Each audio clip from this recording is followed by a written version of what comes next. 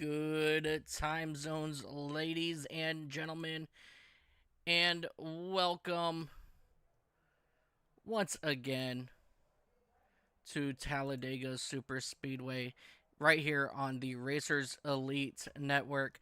Tonight, the stage is set for the biggest, fastest, wild playground in American motorsport, where speed becomes survival, the draft becomes destiny, and one tiny mistake becomes a 20 car pileup in a highlight reel. This is where everything can happen, and all this is just for fun.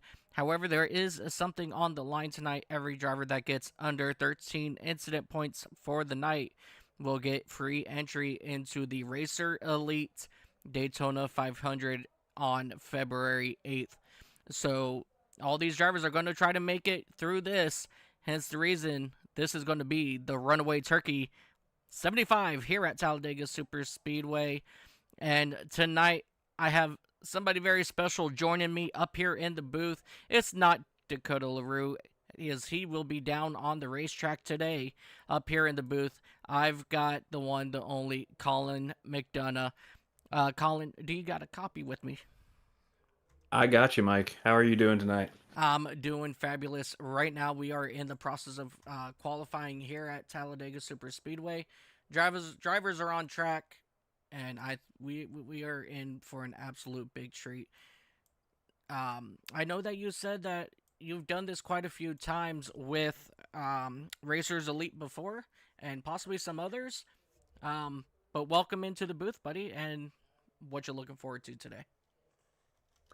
I'm looking forward to just how large this field size is. They had a really good turnout of drivers tonight, and I'm looking forward to the big pack action. Yeah, definitely. That's one of the biggest things I'm always looking forward to here at Talladega, and I think this is the very first time that we have upwards of about 36 cars on track at once for Racers Elite in a very long time. So this is going to be nothing but short of craziness, to say the least. Yeah, I'm seeing I think 40 cars registered in the session. I don't know that everybody stuck with us and is going to take the green flag, but it's going to be no fewer than 30 cars by the look of it. So I'm pretty stoked for this one. Yeah, definitely. These guys, like I said, they're going to be going for just about 75 laps around this monstrous 2.66 mile racetrack. And with these guys, anything can happen. So I'm expecting really good, clean racing, and we're in for a treat tonight. Yeah, running with them on track, this group of guys tend to run super clean, and that usually leads to green flag pit stops. And when that's on a super speedway, it calamity can happen when people are trying to make it onto pit road from the pack. So it should be an exciting race tonight. Yeah, definitely. And we've seen these guys go from a oh no mistake to just about um, to actually full fledged crashing. So it's definitely going to be very interesting to see here as we get ready to go. But let's go ahead and take a look at our starting lineup for uh, tonight's race here at Talladega Super Speedway. Let me get all this changed out here real quick for you, as I have a call.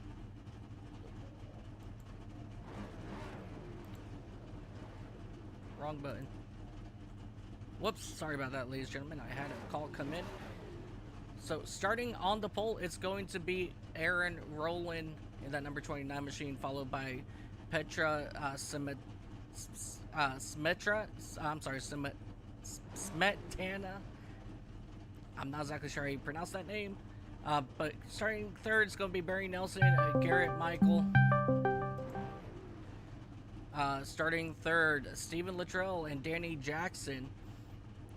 Row number 4, you've got Kirby Wainscott, Ron Fitting, Richard Mills, Dakota LaRue, up in row number uh, 5 there. Ron Fitting, Dakota LaRue with Grease Monkey Motorsports making their debut here in Racers Elite. And Richard Ode and Matt Metler both rounding out row number 6. Row number 7, Frank Chavez, Jack Kelly. Row 8, you've got Ryan Warp, Taylor Trent.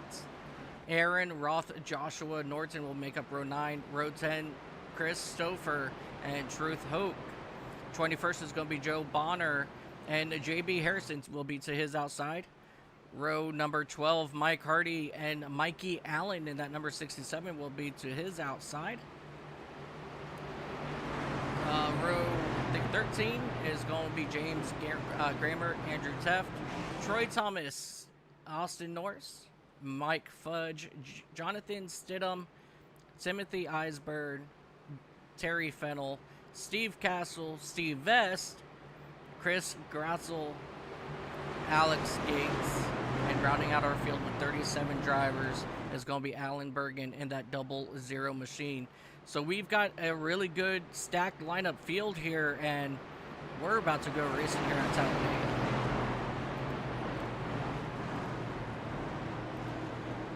Yeah, this is going to be quite the hornet's nest as we get going. You never know what to expect from super speedway racing. Yeah, absolutely, and I'm absolutely excited to get this thing underway. We are using a new camera pack here today, and this is a big thanks to Whiplash Sim Cams for giving us all these amazing looks as you see the iRacing pace truck pull off. And now we are going to make the long, dreadful run all the way over to the start-finish line, which is after pit road. So these guys have to be patient till we get that green flag, which we get right now. A little bit of a stack up in the back, but we are green flag racing here at Talladega Super Speedway with that number 25 machine hanging strong on the outside still, even though he has no help behind him. It looks like they got stacked up towards the back. Maybe somebody missed a shift, but hopefully everybody can stick with the draft and get all back together. Yeah, one thing with this draft, you know, these cars will quickly close gaps. As you see, Stephen Luttrell in that number 36 machine pushing hard on that inside behind Barry Nelson in that 28, who's doing a phenomenal job so far. You know, he's not really trying to push the leader out too far, as, I mean, we are still on lap 1, so, you know, just staying right there tucked behind, he's doing a phenomenal job with that. As I say that, he jumps out of line. We've already got some separation back to Mike Hardy. That second group really needs to get organized if they're going to catch that first group. Yeah, this was the group at the start where we had a lot of issues happen as, you know, we had, as we saw, about 2 or 3 cars step out due to some sort of issue. Somebody possibly missed a shift. Let's go ahead and go back, take a look, and see if we can see exactly what happened back here. As we get into the restart zone, so yeah, so it looked like a couple of people tried to jump there, and they had to hit the brake, and all you saw was that accordion effect in the back. So that's very unfortunate to see there, as we do come back live. But as you said, these drivers, they're really going to need to get themselves into a single file line and get definitely a lot tighter than what they are running if they expect to recatch that front pack there. Yeah, it takes a few laps to really get organized and, you know, kind of communicate with one another and say, you know, figure out who's going to be up front and figure out when people can kind of fall into line, because when you're running 2x2 and you think maybe you're clear down to the bottom to get in line, it's so easy to just catch the nose of the car behind, and then that's your race done. Definitely, it's one of those. It's one of those things that's very hard to get right here at Talladega, and it does, like you said, it does take a couple laps to actually fully get everything played out to the way you want it to be. As this It pack, looks like they got 4 cars organized together trying to reel them in. yep, yeah, those front four there staying nice and close how they need to be, so they're definitely going to start to reel in that front group.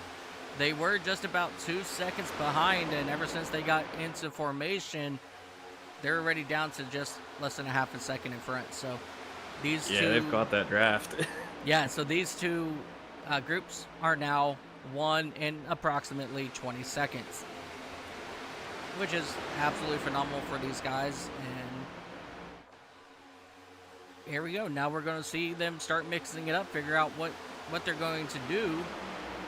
As we have, I think that's Garrett Michael in that number 63 Gravesdigger machine on the outside. He was all the way up front, but he decided to fall back here to the back,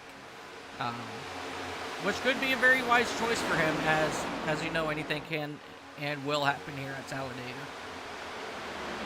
Yeah, this early on in the race, you never know if somebody's either trying to get back onto the same fuel strategy as somebody else, or maybe somebody's pushing for a long time and they're getting pretty hot and they just got to fall out of line and cool the engine down. Yeah, definitely. As you see Dakota LaRue in that number 9 machine up on that outside lane, working on the outside there at Truth Hope. Dakota LaRue, he's normally up here in the booth with me on Friday nights, but with it being Thanksgiving, I'm not doing anything tonight for Thanksgiving. I'm doing it tomorrow instead. Dakota's going to race up here with them tonight, and I'll be off tomorrow for my Thanksgiving. And I'm glad to see Dakota out there finally rubbing elbows with these guys. Hell yeah! It's always fun to see your broadcast partner in the booth, seeing them out on track.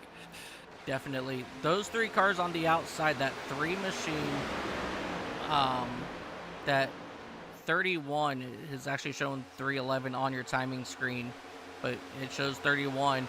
And then Dakota LaRue in that 9, they're all teammates with Grease Monkey Motorsports, and I'm glad to see, these guys come over here into Racers Elite, try to finally turn in some laps. So I actually met them over at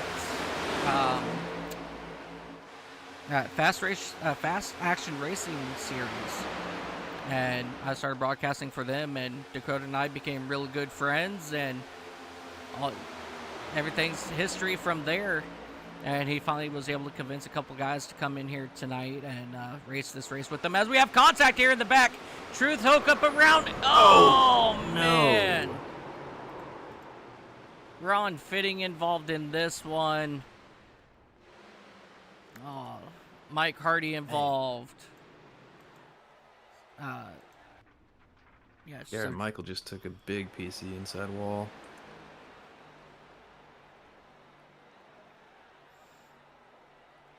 You said Aaron Michael did, or Garrett?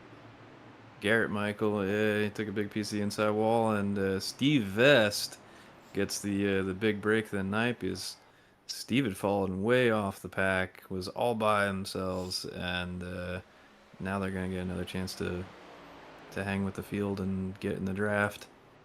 Yeah, let's go ahead and jump back. Let's go see exactly what happened here to cause all this incident. First, Alex Gates in that number 77 machine. Yeah, so Alex Gates, he was down on the inside minding his own business, and then Michaels comes back down. Oh yeah, that's a hard hit there for Michael Garrett.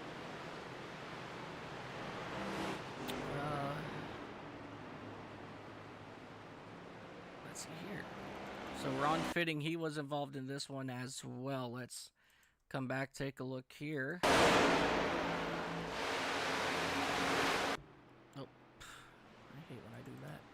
My bad, guys. My bad. I always go to hit a different button. I always hit the wrong button. So just you guys see that contact there between Hardy and Hoke. Hoke comes down and gets into the inside couple cars there, and then Hoke just shoots right back up the track. Absolutely nowhere for those two drivers to go. Um, Matt Metler, Dakota LaRue, they were both able to get around them. And let's go catch up here with Garrett Michael as he continues to slide here through turns 1 and 2, comes up the track, keeps it from hitting the outside wall. Good movement there by Matt Metler to miss all that. And then, as you see, he just bounces down into the infield and hard into that inside wall there. So definitely very unfortunate there for those drivers. Now everybody gets a chance to reset, get any, as much damage as they can repaired. I'm not sure if anybody's got a fast repair tonight. They should have at least one fast repair, I believe. Yeah, and with these cars especially, you don't always want to burn your fast repair early. If you can, say you've got a minute and a half of damage, it's worth sitting there, especially on a track this long. Maybe get a minute of it taken care of, get back on track, and maybe on your next pit stop. If there's another caution, you get the rest of it taken care of, because super speedways go in the last 10 laps, things really get spicy and you expect that there's going to be a big one. Yeah, definitely I couldn't agree more with that. As we take a look here at Mike Hardy in that number 21 Motorcraft Ford Mustang, still sitting down here on pit road. He's trying to get some of these repairs done, so that actually does make me wonder if there are any repairs here tonight. If you just give me just one moment, I could actually tell everybody.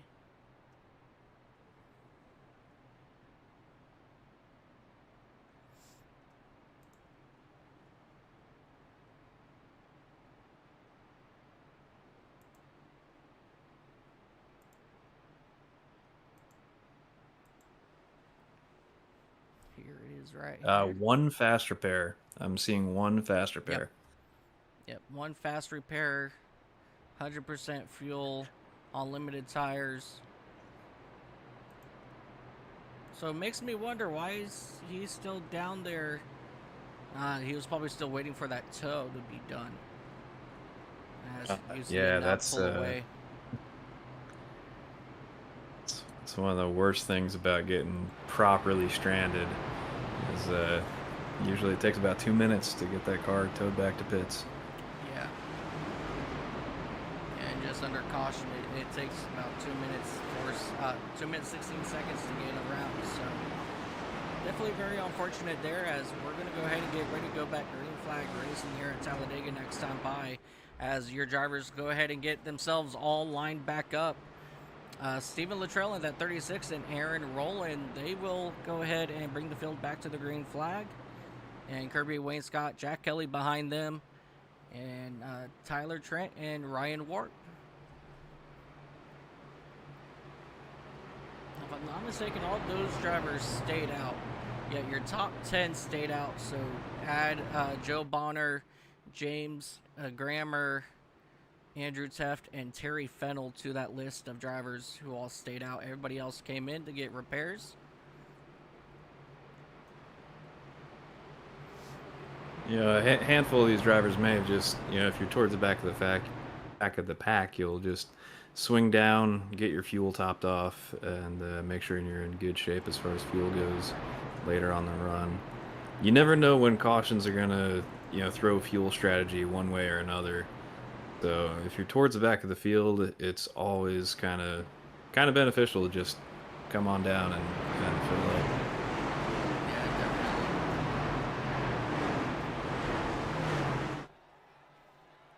As you see the field coming out of turn number 4, Remember, these guys, it's going to take them quite a while to make their way all the way to the start finish line after the pace truck drops off. So everybody's still got to mind their P's and Q's leading up to that point. And with this restart, we're going to do kind of a crank it up version here on Racers Elite Network. As we are back, green flag racing.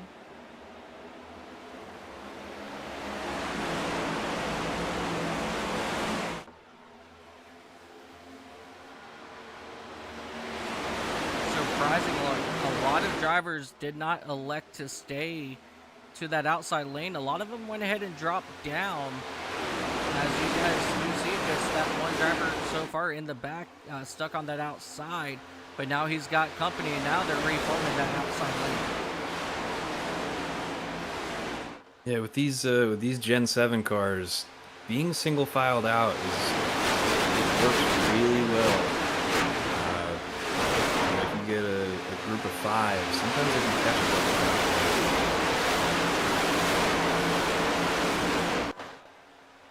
Yeah, definitely. It's definitely one of those. That was actually a pretty cool shot. Sorry, guys. Yeah, just contact. They kept it off each other 3 wide into turn number 1.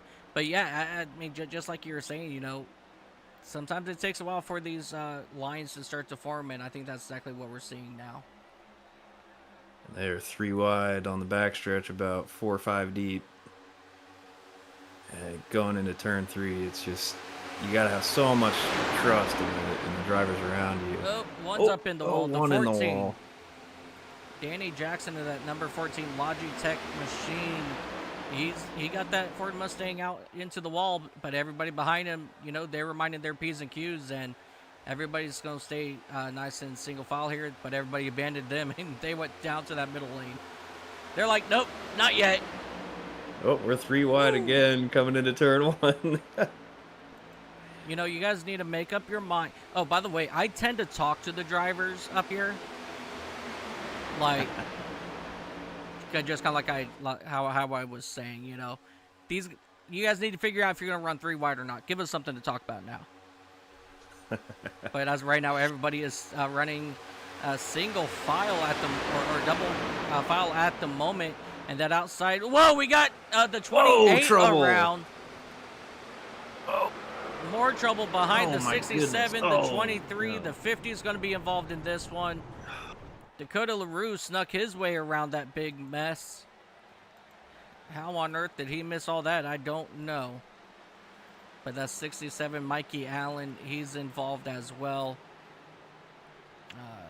Truth Hoke, he's a couple laps down for some odd reason. They almost limited that to 2 cars. That was it's so difficult at that speed with these cars to avoid incident. Yeah, definitely. Let's go ahead and come back here and take a look and see what happened. It all started.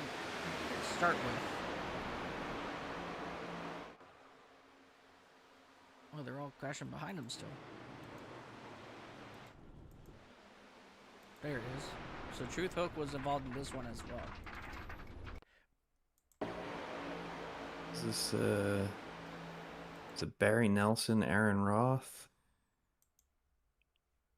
That's what I thought too, but the accident happened behind them. Yep, so the 21 turned the 50. No, this was the incident before. Oh.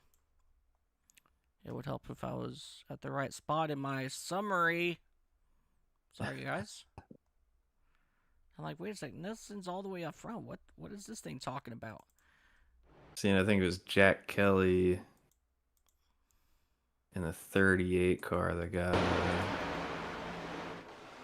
Shoot, I'm just trying to. Yeah, the 38 got into Barry Looks like Nelson. The 29, 28 came down across his nose a little bit, and that was.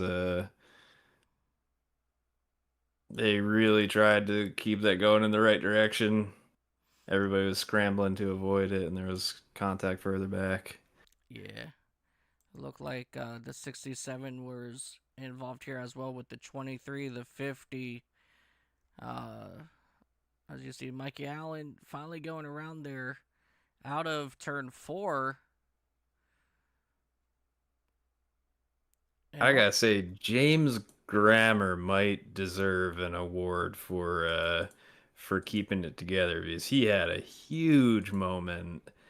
Just the 5 got a little bit into the back of him as he checked up for that accident. Oh my goodness, that was some good driving. yeah, let's go ahead and go right on board with him, as there's actually a couple drivers I want to ride on board with. And so the first one here is going to be James Grammer. Now I got to figure out what exactly the the look I'm going for here. The cameras are not what I'm used to. Here we go. Right on board here.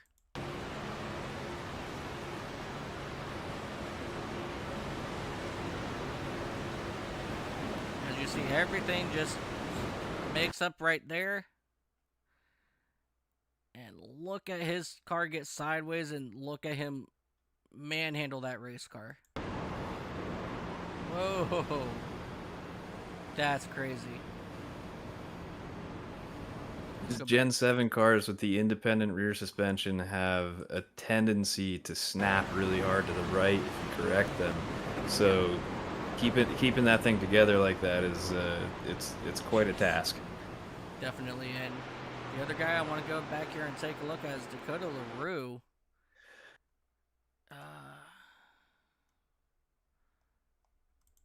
No, I don't like those. All right, we'll just ride on board in cockpit view here. Just look at how he misses all this. I don't know how he does it, but he's all the way on the outside, slows down, avoids them, goes back up high, and people are still crashing in front of him. He's still playing wreck avoidance. He's going to go low here. Good driving by Dakota. Yeah, that was something. But those drivers, they're going to come out and try to get their vehicles repaired, and we're going to get ready to go back green flag racing. I believe it's going to be next time by.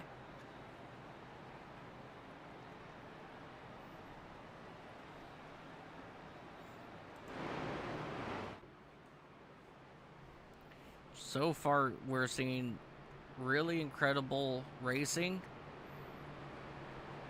but these guys need to give just a little bit of tiny more room. Yeah, I think they're a little bit this race is a little bit too young to be running 3 wide and bumping doors. Yeah. And a lot of these drivers, they got to remember, if they have less than 13 incident points, they will all get to get put on the wheel to, for a chance to win entry into the Racers Elite Daytona 500 in February. So if you guys are interested in learning more about that, I'm sure you can head over to our website, racerselite.com, and we can get you set up through Discord and everything there, and we look forward to having you guys on board. We do currently have 4 different series that runs every single day. Tuesday night, we've got the Racers Elite Truck Series. Wednesday night, we have the Racers Elite Xfinity Series. Thursday night, we have the Racers Elite Cup Series. And then on Friday, we also have our Full Send Super Speedway Series. And so next time you see us will be on the 6th, I believe. Or I'm sorry, the 2nd or 3rd. And we're going to be in the mini stocks at Charlotte. So awesome racers that'll here. Be fun. Oh, yes. And I get to call it. I'm so ready for it, too. As we are back green flag racing, Aaron, Roland, Kirby Wainscott on that outside. As we come back racing green here, Wainscott quickly gets down into that bottom lane, leaving that number 45 machine of Ryan Warp to the outside. As you see, Andrew Teff now jumping up into that outside lane to pick up Warp to allow him to use that draft. And here they come down the back straightaway here once again. And they're looking to make some carnage here on the back straightaway. We're seeing some separation again. Almost had two separate groups, but it looks like everybody's staying back together. I saw some 3 wide moments down the backstretch, but it looks like everybody's trying to keep it down to 2.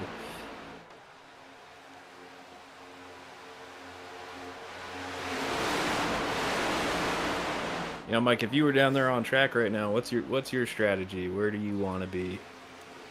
I would want to be back there in the back at the moment. I mean, we're only working lap number 19 at the moment. Yeah, lap 19. So I would wait. Me personally, I would wait until maybe about lap 60 and really start to make my move to the front. But if I'm already up front, then that's where I'd rather stay. But if I'm, after pit cycle everything and I'm sitting middle of the back or middle of the pack, coming around to get that 1 to go signal, I'm coming down pit road going to the back. Yeah, makes perfect sense. I think if I were on track, I like where Kirby Wainscott's at. 3rd car back, minding my business, and keep wrapping the bottom, stay close enough to the car ahead. They can push the car in first, but you don't have to push anybody. You're probably not gonna get pushed. And if the 2 cars ahead of you, do something foolish, you got a pretty good chance of getting around it. But it looks like Richard Odie making his move up to the front on the outside. Doesn't quite have the pace. Yeah, Richard Ode in that number 78 machine for Deep Racing. He's doing pretty good having that number 98 McDonald's Ford Mustang behind him. That's always not a bad choice to have behind you. Is that number 98 of Andrew Teff, because no matter where we go, Teff always finds his way to the front. Yep.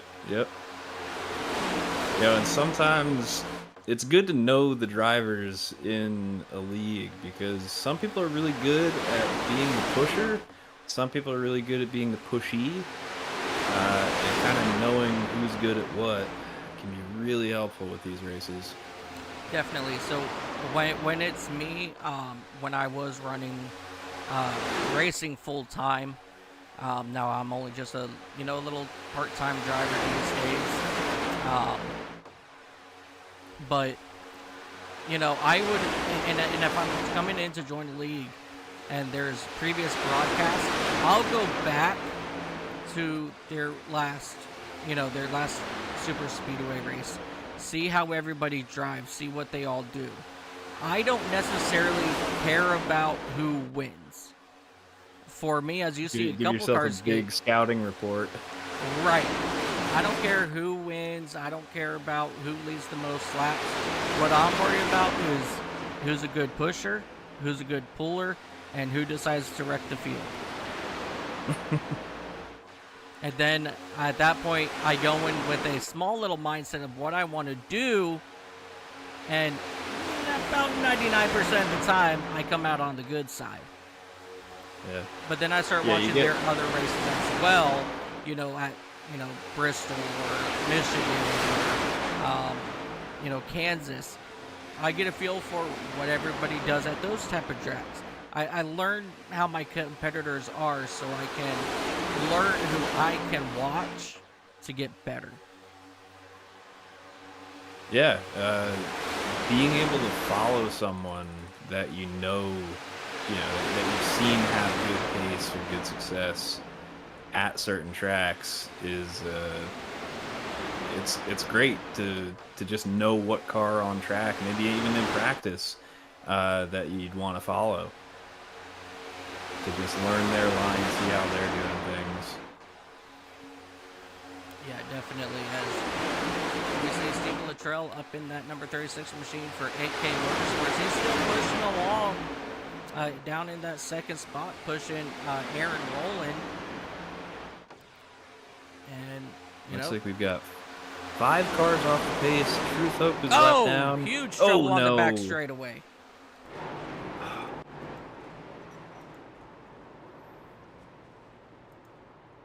Oh It's man, like Troy Austin Norris Thomas. involved.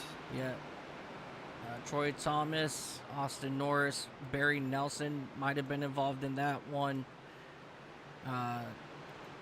Truth Hook is back here as well, but I don't know if he was involved or not. But we're gonna No, come I back don't here and think take a so. look. They were far enough back off the pace. They were still in turn 1 and 2 as that wreck was starting.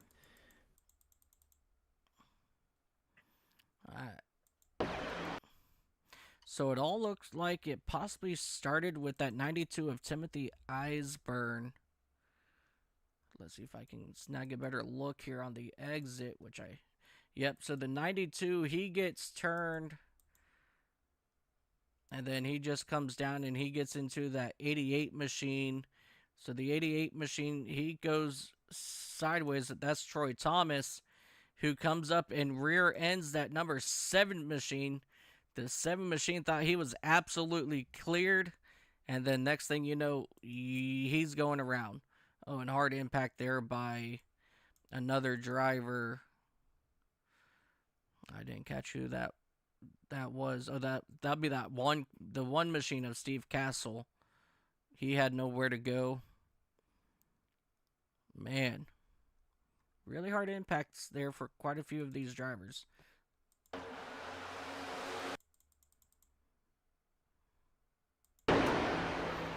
Looks like Alex Gates saw this thing unfolding early and just shot straight to the bottom and said, I want nothing to do with it.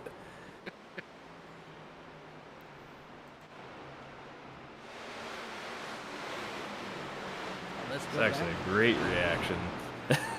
Yeah, let's go back here and let's ride on board with him here. You said Alex Gates. Number 77. Alex Gates. As soon as he saw it, he just went all the way left. He's like, see ya. Look how bumpy it is down there. Just watch his car just move around and going that far to the bottom of the racetrack at Talladega, you could, if you get on the brakes and turn left, those bumps can really upset the car, and you could lose it on your own just trying to avoid that accident. Yeah, I want to come back here with Austin Norris and that 7 machine. Let me see if I can get a good look here. Yeah, from the rear. Yeah. So everything is happening in front of him, right? And he dodges to the left, stays in the middle. Everybody's going low. He's like, sweet, I've got it. I'm cleared. Nothing's going to happen. Then bang. Oh. Yeah. I have been in that situation so many times. Like, I don't know about you, but the moment you feel like you are in the clear and you finally take that deep breath, like, sweet, I'm through, and you're like, yes, I'm through. Oh! Yep, that's exactly when something tags you. And let me tell you, I will straight up be honest with you, I don't know how many times it scared the living crap out of me. Like, oh yeah, it's even when I'm sitting there driving and I don't know what's going on, and next thing I know, all I hear is a bang and I'm turning. It scares the living crap out of me every time. Yeah, it is a more I would say it's a much scarier feeling than when you know you're gonna crash on your own. Is when you think you have nothing around you, and then suddenly you get smacked and your car is completely sideways and you don't know what happened or which way is up. Yeah.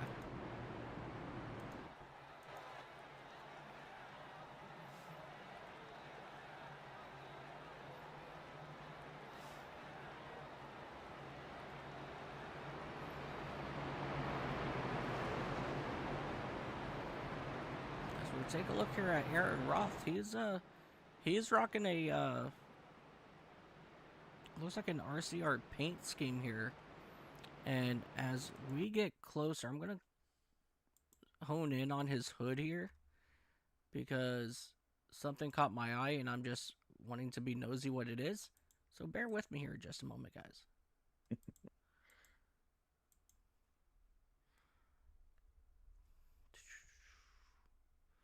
Give me... Yeah, they probably got rid of it. How about that? Yeah, I think they got rid of my chase cam. Oh, that's frustrating when you know the camera you're looking for and it's just not there anymore. All right, ignore my screen, everybody. But I really want to zoom in here. We're gonna zoom in. Looks like he's got Richard Childress. No, that's not Richard. I know that's... Yeah, that's a very young Richard, and I don't know who that driver is. At first I thought it was Earnhardt, but he don't got a mustache. Uh, is it a very young Dale? No, because I think Dale even had a mustache then too. Hmm. Unless, no, I don't think that's Neil Bonnet. I don't know. That's something I'm gonna have to find out because now I'm curious. There's a good look of it right there. Yeah, okay, yeah, it might be Earnhardt.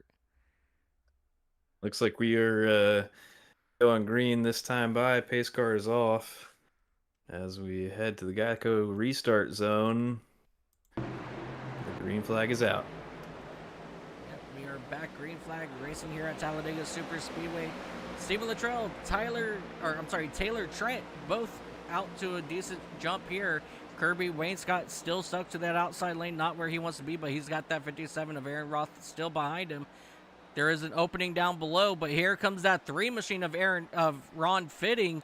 He's absolutely just driving that 3 car straight underneath everybody here, as he's getting a good push there by Jack Kelly in that number 38 machine. Uh-oh. Oh, man. 4 deep pushing the pusher. That was, that must have been a sketchy moment in the cockpit. Definitely something you don't want to be doing here at Talladega.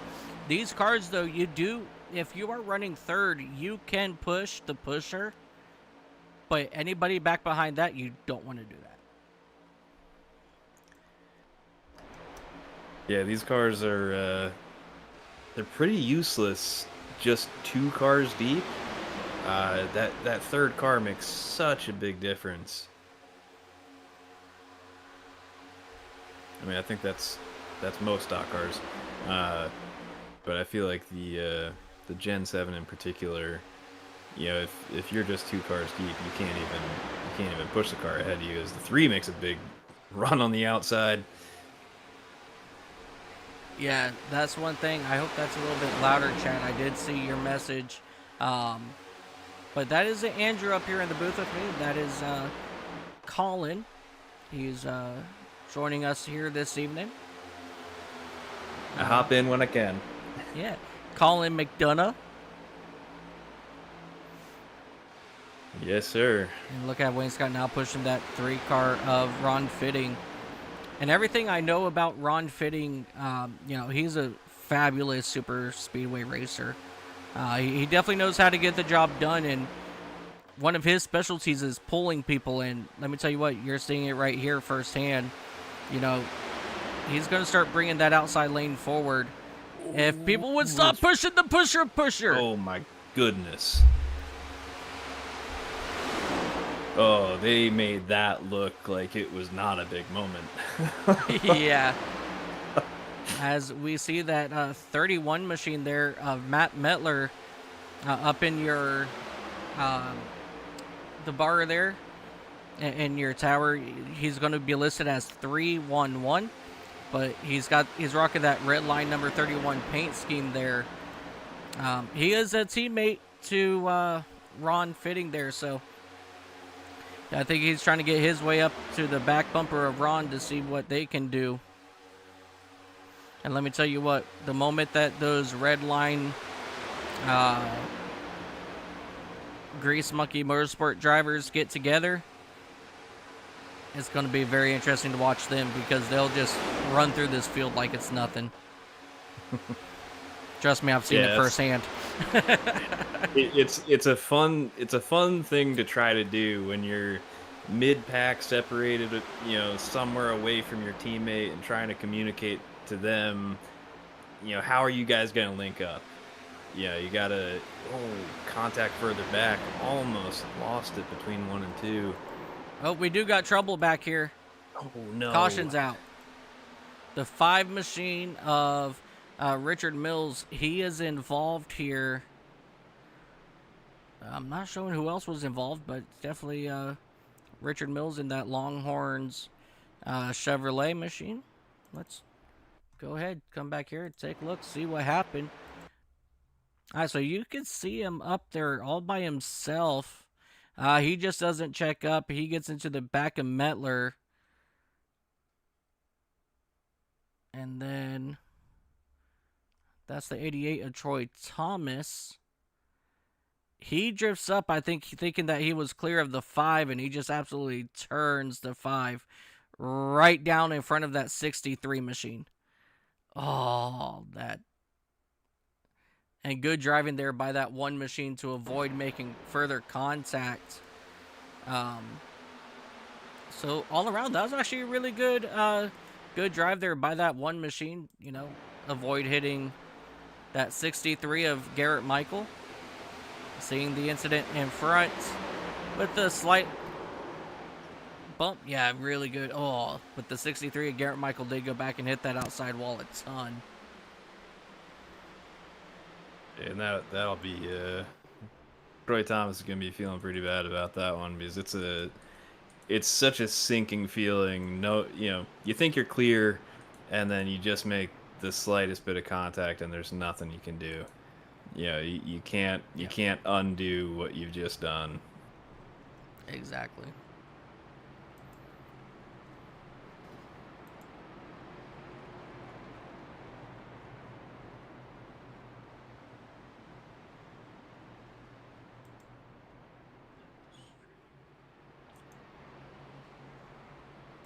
Are you not able to see the stream in Discord?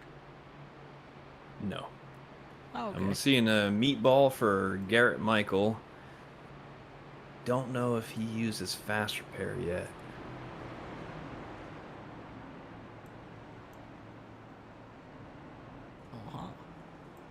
Well, I don't know what there it goes. He's having a solid run earlier. All right. Here we go. A lot of people coming down pit road now.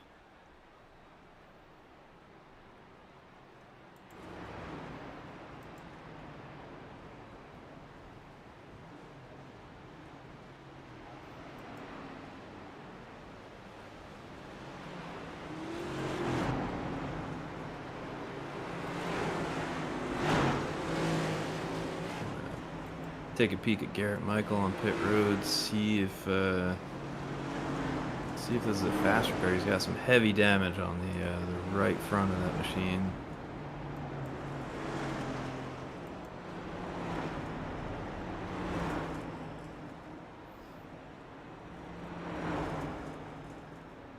Certainly not using a fast repair, so this might be a while for Garrett Michael. Yeah.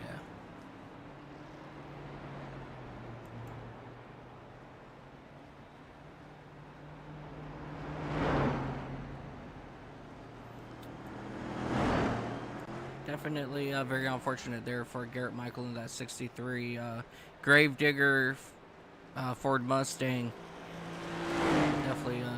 Definitely one of the rough ones to have happen to you there. And I just looks like Truth Hoke is 1 lap down at the moment. I don't know. Did he get a lucky dog this time by? He might have. Real quick before we get going again here, would like to wish everybody here in the United States a happy Thanksgiving. Hope you guys are full from all your turkey eatings, and thank you for coming out, joining us here on the Racers Elite Network, letting your stomach just settle down after a wonderful meal. And I just want to hit up a couple things here. Hello, Jordan. Hey, Blake. How you guys doing? Dakota, Insolvable. Cupcake. Let's go, Mikey Allen, as always. Cupcake, good to see you again. And Cupcake, thank you for letting me know about the voice. Just the volume is weird. Okay. Thank you for letting me know. Hope it is better. Let's go, Matt from Alexis. Stephen Luttrell fan club here. Hey, William. Welcome back in. Shay Colot. Oh, I'm sorry, Shayco LLC. How you doing? Happy Thanksgiving. You too, Matt Monick. HD Motorsports, let's go. Definitely a Dale Senior. Thank you, John. I appreciate that. Yeah. After I got that better look, that was definitely a younger Dale Senior. And you heard my name is Mike. Yes, Cupcake. Thank you. The 22 making moves up the leaderboard. Yeah, we haven't really talked too much about the 22 just yet, but he's definitely been moving up here, up the leaderboard for sure.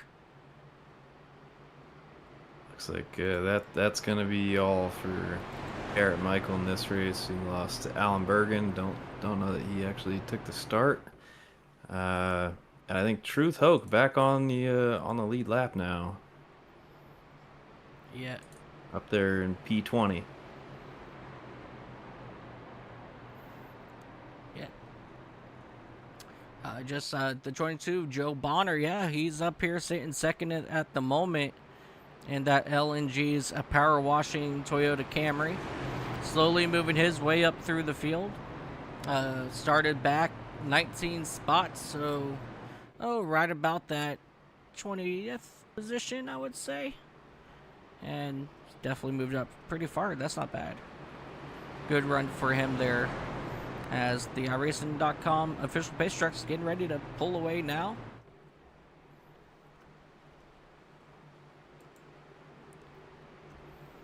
Jordan B says, let's go, Sally. I don't know who Sally is, but let's go, Sally.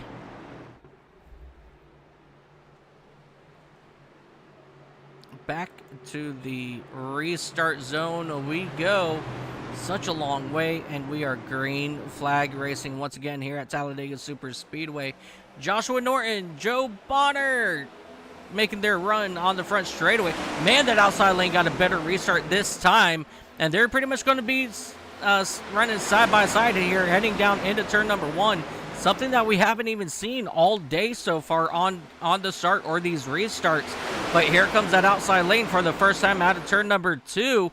Be making a good run here for the race lead as we have a couple cars go down onto the apron in the back.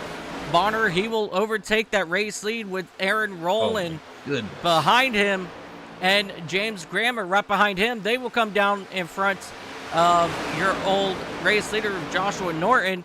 They will lead coming here now out of turn number 4, and Joe Bonner fan club's definitely going to start going crazy here in just a moment as he will lead his first lap here at Talladega Super Speedway tonight. Top lane is still strong and moving forward. Richard Odie on the front of it with, I believe, oh my goodness, who is that behind? That'd be that 38 machine of Jack Kelly. Everybody on the top lane really was organized this restart. You already had 3 cars come down to the bottom. And just like, a little out of shape. Yeah, just like that, they left that 38 machine to hang dry to the outside. And as we have trouble behind. Oh, trouble in the back. Oh, hard contacts. Woo, the 31 is around. Matt Metler, he's around the 80, or I'm sorry, the 90 of JB Harrison, he's around. Steve Castle's going through the grass down there. Mike Fudge in that number 2 machine. He's had issues. Jonathan Stidham, he had a tow. Man, just that number 1 machine is absolutely destroyed.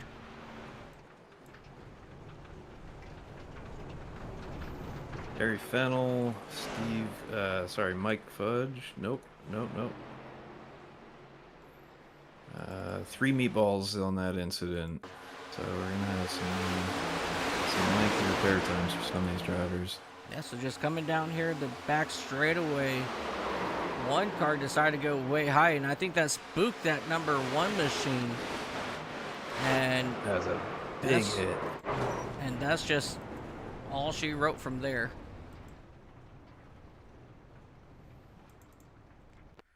So this time we're going to slow it down just a little bit. So if you guys look back behind that Racers Elite Toyota Camry, he steps out to go to the outside of that number 1 machine right here. And I think that spooked Castle just a little bit as that 5 machine was trying to get to his outside or onto his inside. And that just turned the one down into the, I think that's the 50 machine. And then he gets a love tap there from Matt Mettler, sends those 2 drivers up the track. And then the 90, he gets thrown back down to that 31 machine. And they're going to come back up across the track with absolutely nowhere for Mike Fudge and that number 2 machine to go. Maybe. Does Mike Fudge actually get around all this? Yo, no way. Where? Okay. Guess we're riding on board with Mike Fudge. Yeah. Full speed, too. This is a good heads-up driving. 1, you see smoke. 2, you slow. Okay. He did get into that. Didn't quite get away with it. No, he didn't. But little lift would have yeah. Might have done the trick. And everybody at home watching, they're going, Mike's an idiot.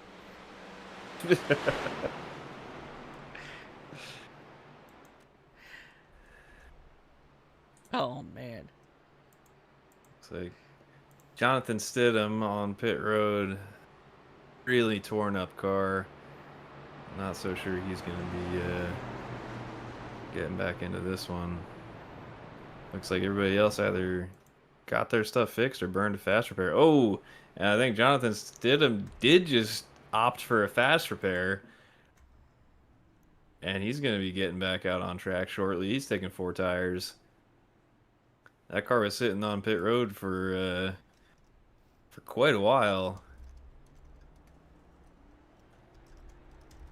Maybe that was just all tow time.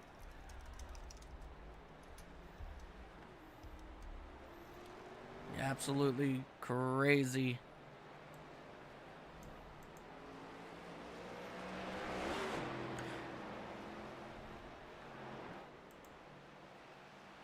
So far, only lost Garrett Michael from this one, to my knowledge. Maybe Mike Hardy as well. I'm not seeing Mike Hardy.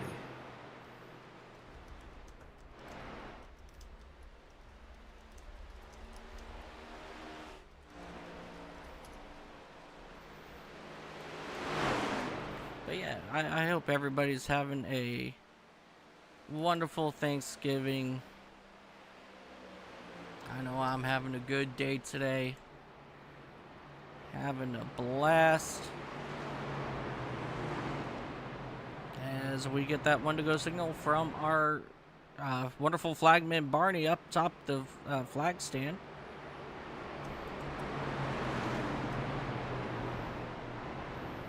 You know, here's a little fun fact about Barney. He's been employed since 2008. He's never missed a race. He's on top of the that flag stand for every single race here in iRacing. Never called out sick, nothing like that. And I have come to agree that Pokemon are real, and he's just a ditto.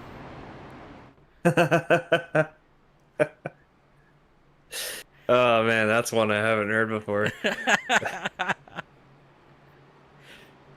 Now think about this, Colin. Think about this. Nurse Joy, Officer Jenny, they all look alike. They both understand what Chansey says. tell me that they are not a Pokemon. They're just Entirely Dittos. possible. They're just Dittos. That's a conspiracy theory I might have to do a deep dive into. It doesn't really get much further than that. I've already looked.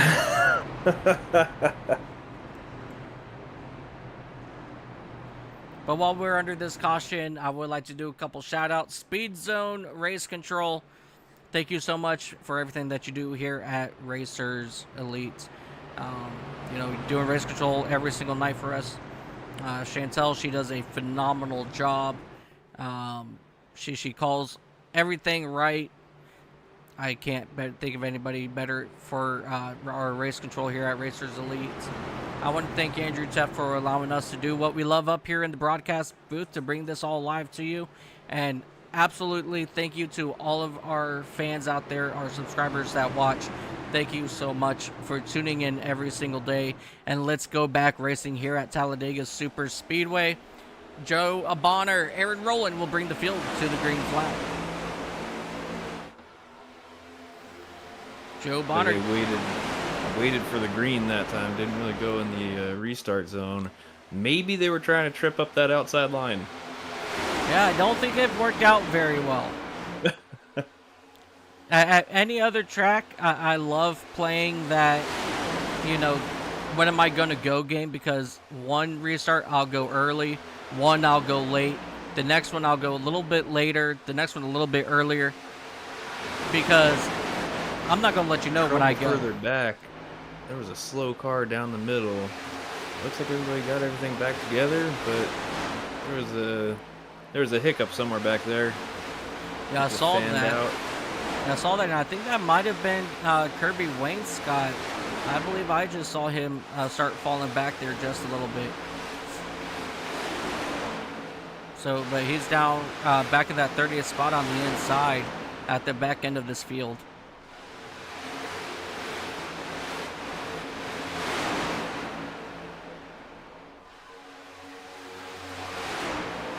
Let's go ahead and come back up here towards our race leaders. Aaron Rowland, he continues to lead the inside lane here with James Grammer behind him.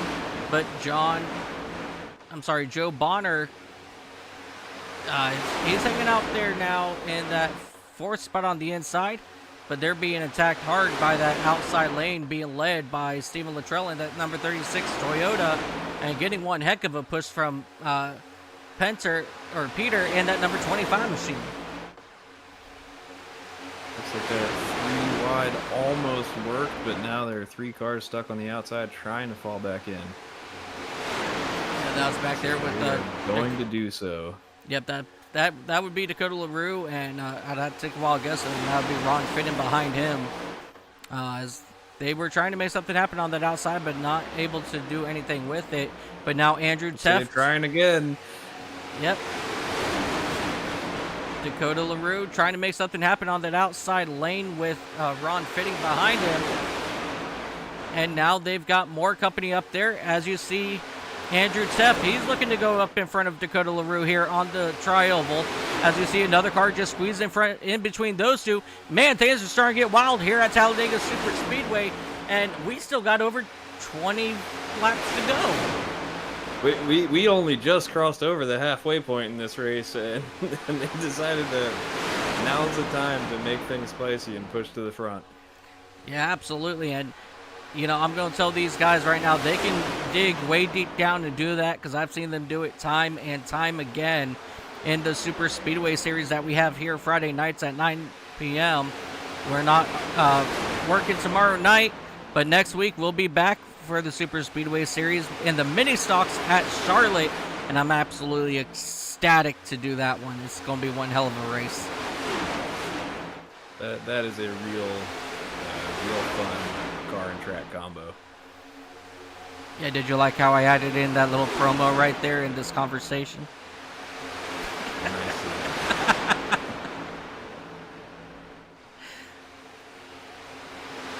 I think the mini stock doesn't quite get the love it deserves on iRacing.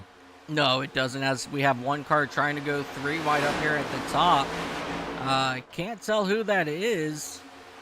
It's like a 7 car. Yeah, the 7 machine, but it's not showing a 7.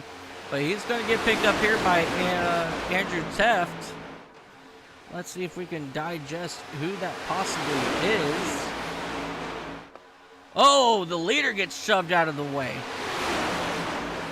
A big Now movement. he's down on the apron. Hopefully he can come back up clean. Yeah, he'll be able to come back up clean just fine. But if this was Daytona, that would be a total different story. Yeah, because Daytona's still stuck down at the bottom. Yeah, Daytona's tri-oval is a little bit harder to manage. Oh, we got trouble, and there it goes. Oh! The 7 is around the. Oh, got a couple hard hits. No. Oh. Okay, why are we blinking now? Terrible. Why are we blinking now? Don't do this to me. We behaved all race long. Don't do that to me. Oh, Truth Hook up in the wall with that 55 machine. I'm not really gonna give you guys much for this one, unfortunately, as you saw that I started blinkety blink, but we're gonna do our best to dissect everything that just happened though. And it looks like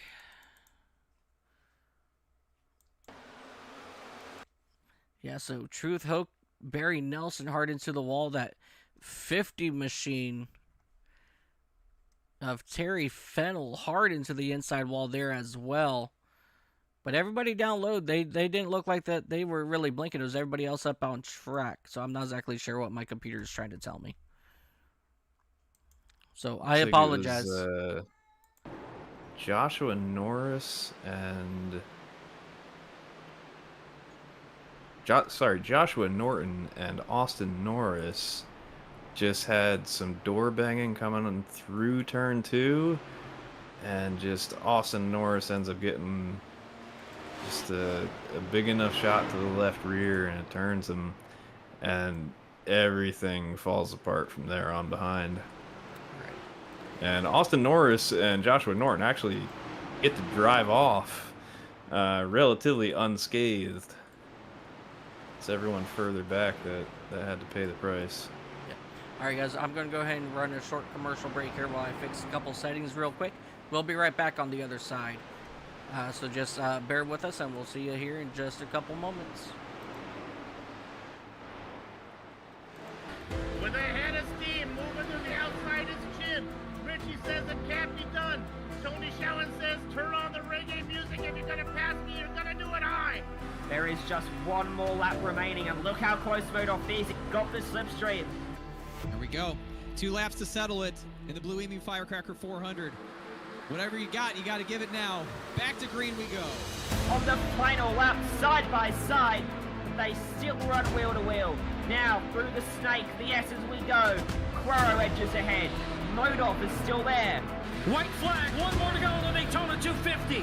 Keplinger leads that lap. Who's going to lead the last one? To the line, look at that, Dave Chapman, he's going to send it around the outside final corner. Has he got it done? Continuing to go side by side for the lead through 3 and 4, and they manage it safely. Now through 5. And hunting for a way by Side it by all. side. Round 2 between Phil Sellinger and Go. To the outside. White flag is out side by side. They make contact in the turn number 1. Ooh, gets him onto the grass now, down to the inside. Andy T, a little bit of a wiggle and the perfect crossover there from Polly Parton to defend the position. Andy T totally sideways. They're still sideways going into Siberia. And getting ready to cross, he goes around the outside, but it's not enough. Eden's up the racetrack. Carbo down the track. A photo finish. James Eden wins it. It's still 4 abreast into the braking zone. This is sensational racing. And here comes Bowden. It's going to be a drag race to the end. That's side by side. Who gets it?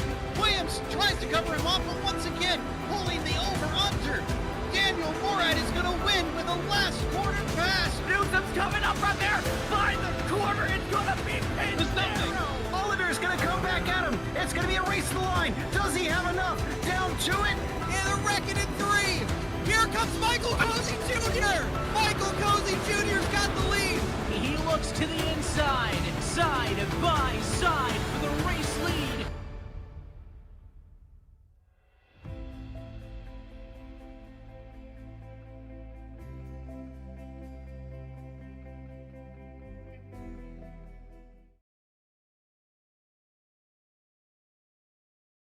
Welcome back, ladies and gentlemen, to Talladega Super Speedway. I do apologize about that little blinkage that we saw right before that commercial break. I went in and I turned down my graphics just a little bit to see if that's going to help any. So hopefully, fingers crossed, we won't miss any more of the amazing crashes that we may witness here today. But we are still turning laps here under caution. We do have a few drivers currently out of the race. If I go back live. And those are going to start off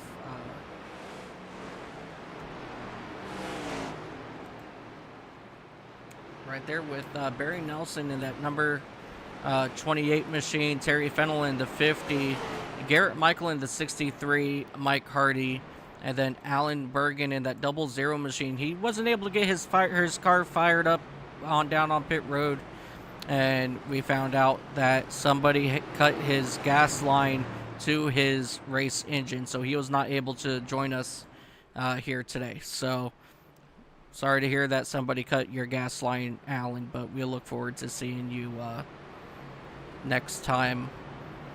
So Alan gets stuck with some of the worst luck with that stuff. Everybody's always messing with Alan's equipment. oh yeah, for sure.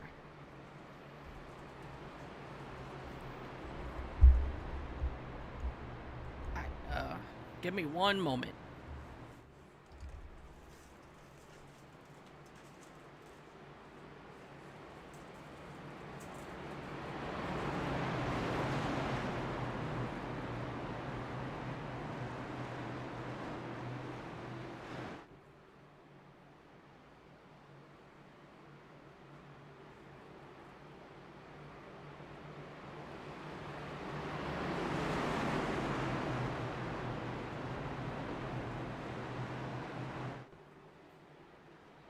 Rolling on to lap 50 of the 75 lap event. Andrew Teft on the inside, gonna get things going again. It's a long drive down to the Geico restart zone here at Talladega.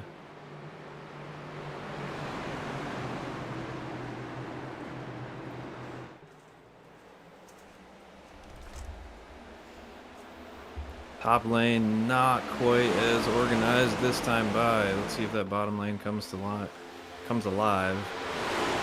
Yeah, neither lane really got an advantage here, as you know, you see your top 8 there kind of just all spread out, and it's going, as you said, it's going to determine on who gets figured out first and see which line is going to prevail. All about getting organized. Yeah, as we have that 14 machine there of Danny Jackson trying to work that outside all by himself, but here comes Dakota LaRue. He was thinking about it, but decided to stay down in that middle lane for the time being.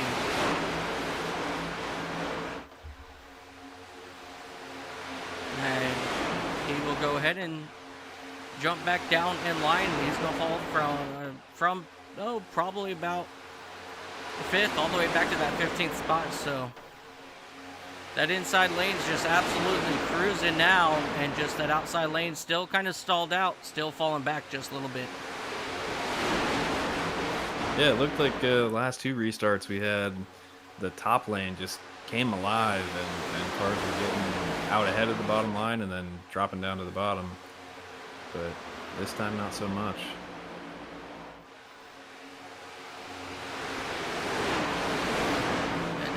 Unfortunate there, as we have that one car on the outside that looks like it's going to be that 24. Oh, Joshua trouble. Norton, and huge contact back here in the back. 2 cars heading towards the inside wall. That 7 machine involved Austin Norris, Mikey Allen, Joe Bonner. He's involved in this one as well in that 22 machine. So definitely very disappointing there for Bonner in that 22. He's probably going to have to come down pit road and get some repairs done on that machine. But for now, he's going to go ahead and stay out, limp it back around. I'm pretty sure he's just testing to see how bad that race car is at the moment.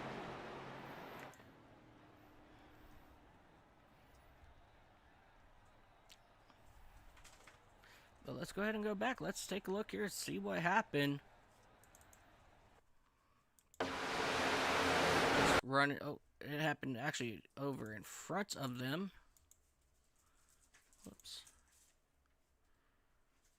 Like, looks like this was Mikey Allen and Jack Kelly.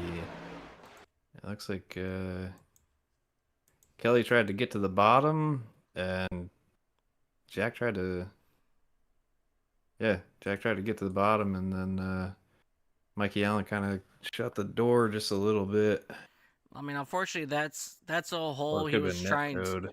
Yes, but that was a hole he was trying to fill that just really wasn't there. Wasn't there. But unfortunately, you see Kelly come back up across the, Mikey Allen come back up across the track into that number 1 machine and gets down into Bonner. And both of those drivers, they go and hit that inside wall a ton. So definitely very unfortunate there for those drivers. Oh man, Steve Castle got a huge piece of that and missed pit road. Unfortunately, couldn't turn down to it. Yep. So he did have to get some repairs done on that machine after getting towed.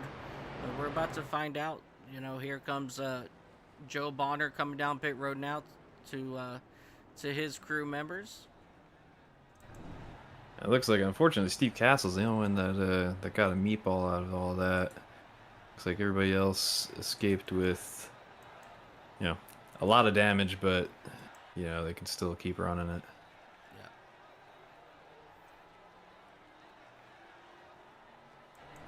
Well, he must not have too much damage, or he still had a fast repair, because that 22 machine is back down onto the racetrack. And he's going to come back around and catch up with the field. And Joseph Bonner is the last car still on the lead lap, if I'm not mistaken. Oh, now it's just updated. It's JB Harrison is on pit road. That's what's showing for me. Yep. Mike Fudge, he's come out. He's still on the lead lap. As we're looking here at Ode, he's still down here on pit road. Mills is down on pit road. Metler in that 311 machine, he's still down here on pit road as well. JB Harrison, Mikey Allen in that 67 getting some final repairs done. And Steve Castle in that 1 machine, unfortunate, nowhere to go. Just a sitting duck in that incident there. But other than that, ladies and gentlemen,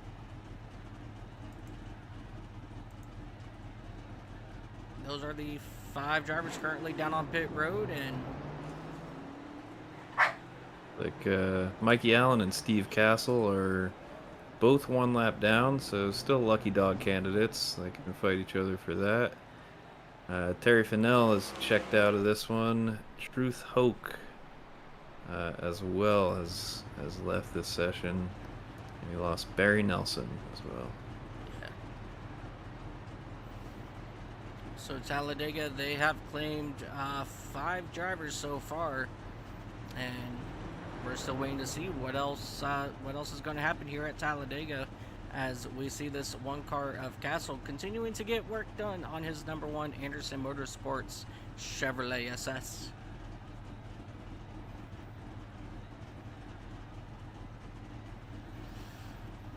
So Mikey Allen and Steve Castle are going to have it's going to create their own race, which is just to try to stay ahead of the other one. And see if there are enough cautions, maybe a green-white-checkered, and they can get, maybe one of them can get back on the lead lap.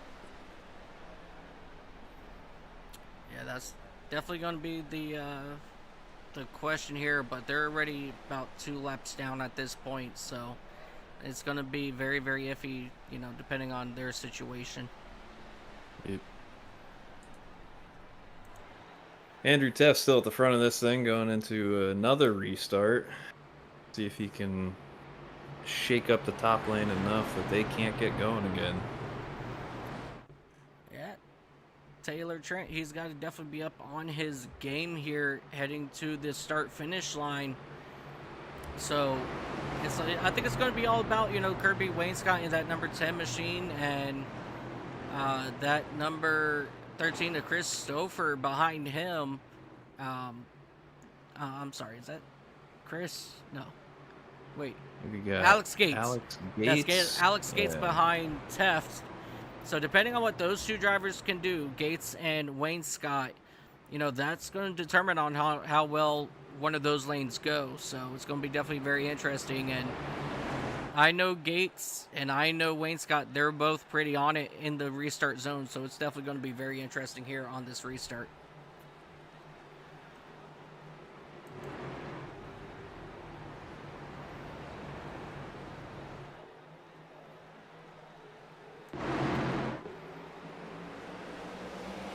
In the top lane gets a good bump from the second car back. And he's hung him out to dry. Really wanted to get down that bottom lane. Definitely not what they wanted to see in that outside lane, as there's now only 3 cars really on that outside for the time being, until those other cars behind, they can get a run on him. As you see those 3 drivers literally nose to tail here on the back straightaway heading into turn number 3. That 3-car train is hanging tough on the outside. As they are now getting themselves sorted out, Dakota LaRue stuck on that outside lane still. Not able to get anybody to go with him there in the closing laps, as we come to 20 laps to go in this event.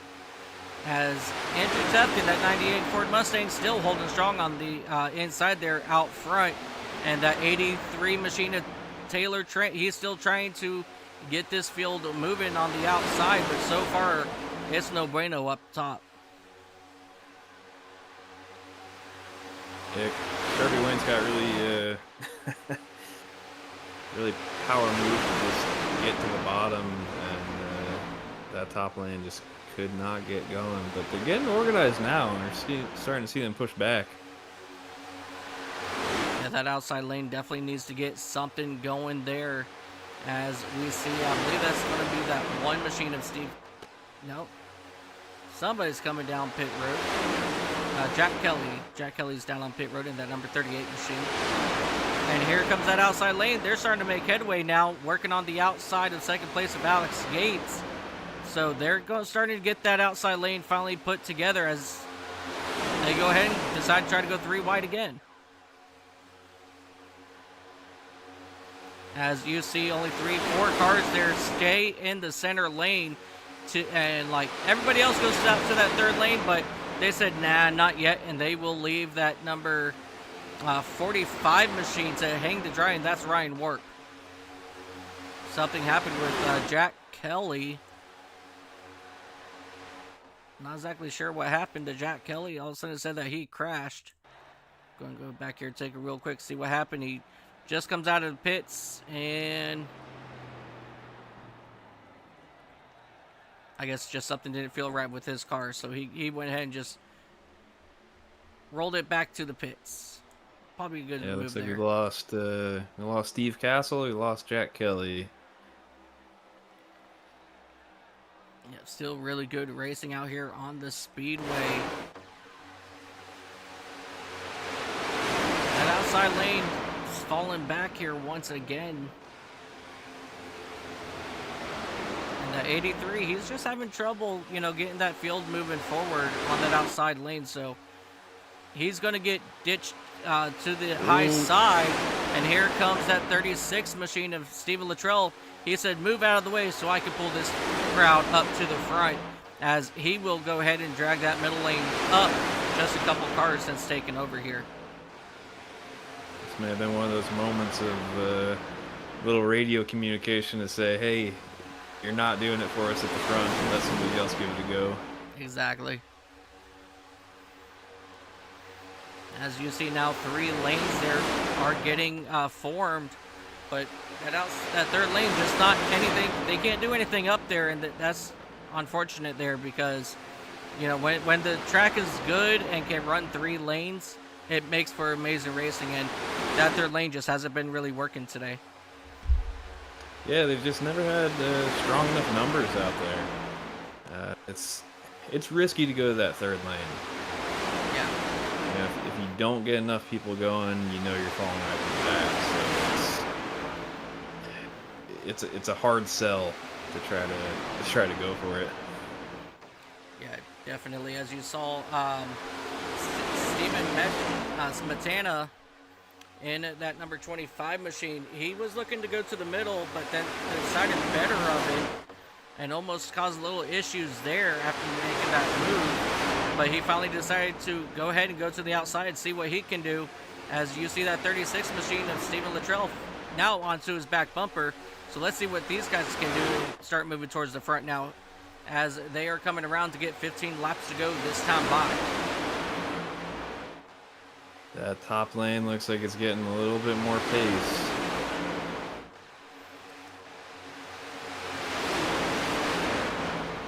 Maybe working the side draft a little bit better.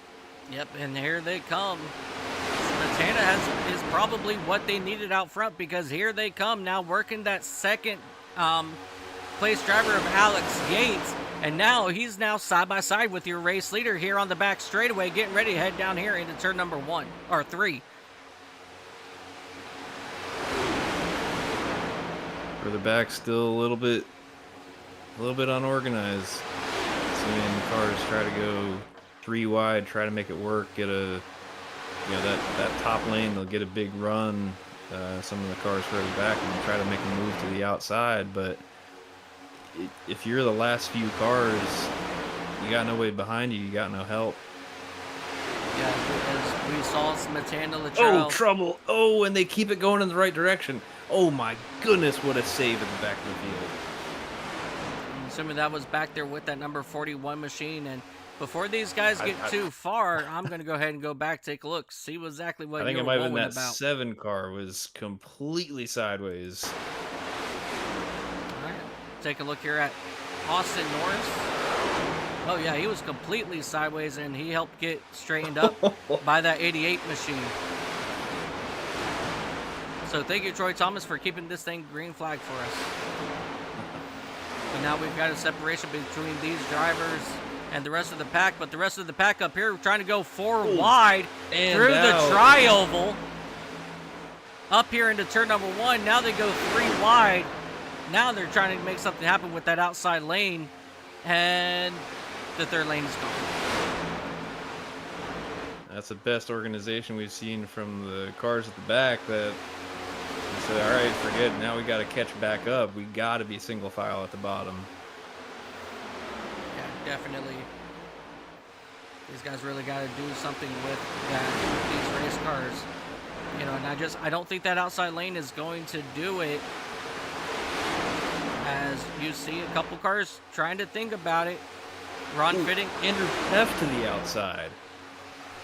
After running the bottom at the front for so long, I'm a little bit surprised to see him go to the top side. He seemed to look really comfortable and confident, but maybe he's got the right people behind him to make it work. Oh, yeah.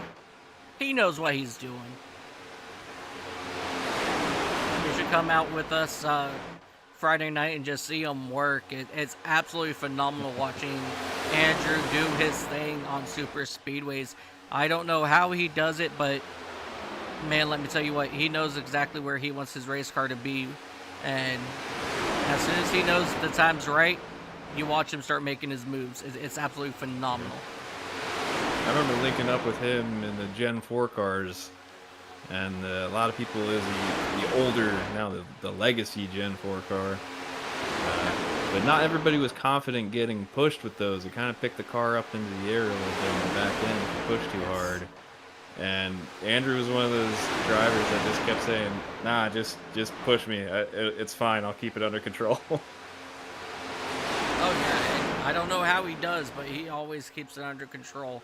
I think the few times I have seen him lose it was simply because he got hit the wrong way. Yeah. As we are now as long as you 3 hit him wide. square, he'll keep it going. Oh, Oh, contact trying to go 4 wide back here. Keep it. Nope. There it goes. There it The goes. 78's around, and I'm blinking. What the mother? Urgh!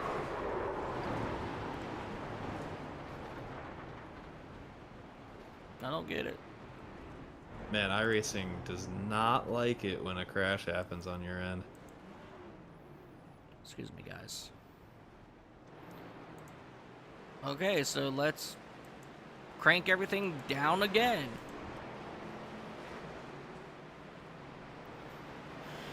Sorry, everybody.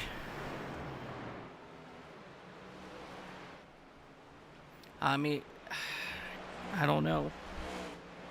This is gonna make things really wild coming. Got about 10 laps left now. Frank Chavez has a meatball. Matt Metler's got a meatball.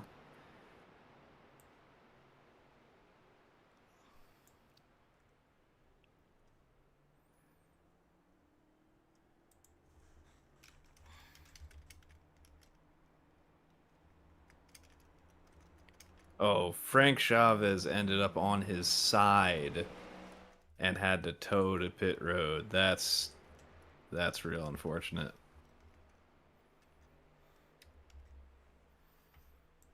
You said Frank Chavez. Well, let's see if we can get a blinking Frank Chavez. Let's take a look here. Oh, he's absolutely upside down. Yeah, so he just gets flung up into that outside wall by that number 57 machine. And there it is right there. It somewhat simmers out for the end of the crash as you see him just slide after going upside down in that 23 machine. And comes to a complete stop on his side. Yeah, it's too bad nobody else gave him a little bump just to put him back on his wheels and be able to drive it down pit road. Yeah, definitely very unfortunate there. Hey, hit me, hit me! Yeah, right. Hey, somebody give me a bump real quick. Alrighty, guys, so I had to bump my graphics down a little bit more here, so I'm going to avoid pit road as much as I can because they no longer have any of the fancy stuff down there. So I'm going to avoid that look as much as I can. But everything else looks pretty decent, so let's go ahead and keep going from here as we see Peter Smetana in that number 25 Chevrolet out front with Steven Luttrell in the 36 right behind him. Andrew Teft chilling out in that McDonald's Racers Elite Ford Mustang hanging out in third. Chris Stouffer and Alex Gates in that 77 will round out your top 5 for the moment. I believe we still got 2 laps before we do go back green flag racing. We are working lap 66. So when we go back green flag racing, we may only have just about 7 laps to go. 25 cars still on the lead lap. So everyone back to Richard Odie are eligible for this thing. Oh, yeah. You know, people are always like, oh, we're only going to have 7 laps to go. I can't go from the back to the front. Don't tell that to Dale Earnhardt. You never know. You don't tell that to Dale Earnhardt, ladies and gentlemen. Dude, I've seen the seas part in front of me and just and driven straight through a wreck. So you just never know with super speedways. Yeah. For the final race in the NIS at Talladega, coming out of turn 4 into the tri-oval, I was 7th. I came across the start-finish line first.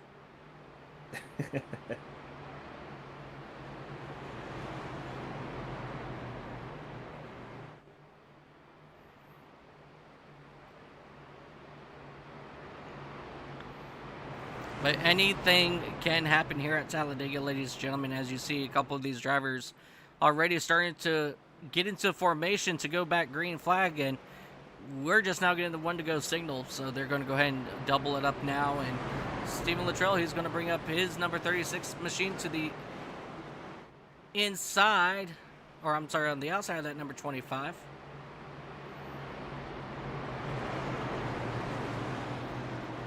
And that's going to bring Andrew Teff to the back bumper of Smetana in that 25 machine, your current race leader.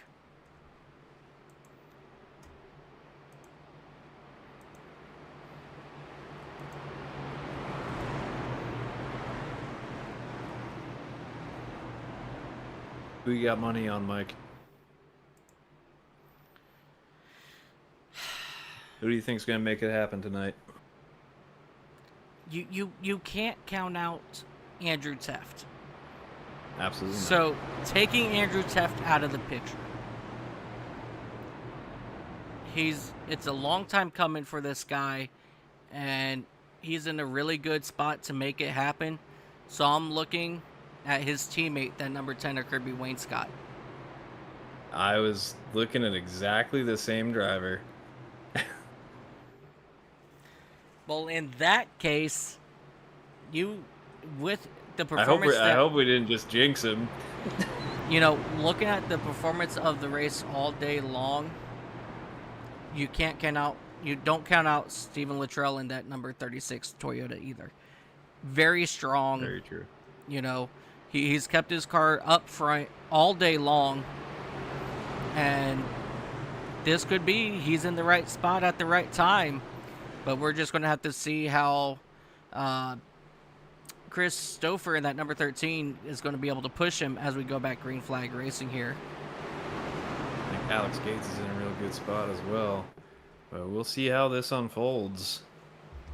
Yeah, as of right now, Alex Gates moved up 31 spots since we went green flag. So he's definitely having a really good day here at Talladega, and we are green flag racing here once again. Peter Smetana leads the field to the green, and Stephen Luttrell in that 36 machine still hanging strong on that outside, as he does have help from Chris Stouffer in that number 13, as they're going to go ahead and get these cars all wound up. Ooh. Going 3 wide, further back. Somebody checked up on the top lane. They just didn't get going. Yeah. So now they're running 3 wide action back behind them, but here comes Andrew Teff now for the race lead. And we have trouble behind them. Steve Best in that 06 machine, and yellow flag is out. Not out. It's not out. It is not out, ladies and gentlemen. We are still green flag racing. Danny Jackson and Aaron Roth involved in that one. But we're going to come back up here to your racing action for the race lead, as we now have 2 cars trying to make it happen on the outside now. And that's going to be, unfortunately, I can't read out who they are at the moment. Got 3 in the 45 up top. Oh, yep. So that would and be... they're coming back down into the second lane if they can. Yep, so that was going to be Ryan Warp and that 3 of Ron Fitting. The 7 now trying to make something on the outside. Nobody goes with him, so Austin Norris stuck to the outside all by himself as he's running side by side with he's Chris about to get some help. Oh, there he goes into trouble. the wall. As we still have a pack coming, that will bring out our caution once again.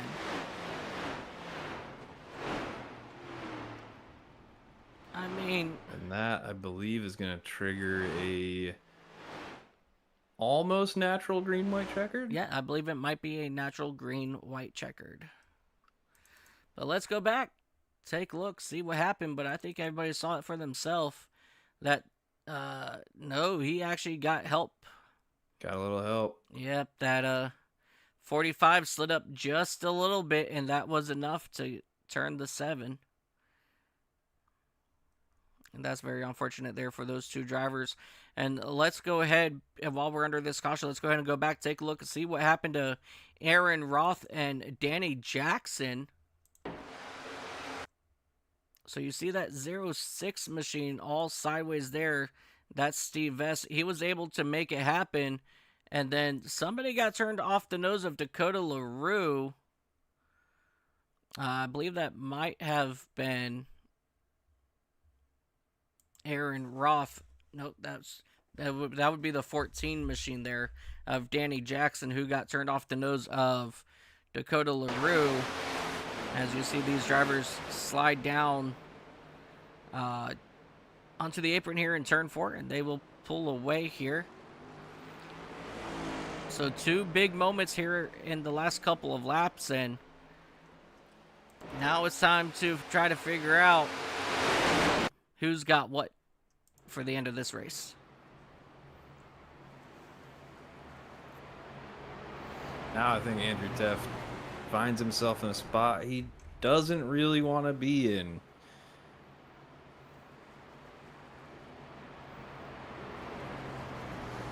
You know, in first is the last place I want to be coming to the start of a Green-White-Checkered at Talladega.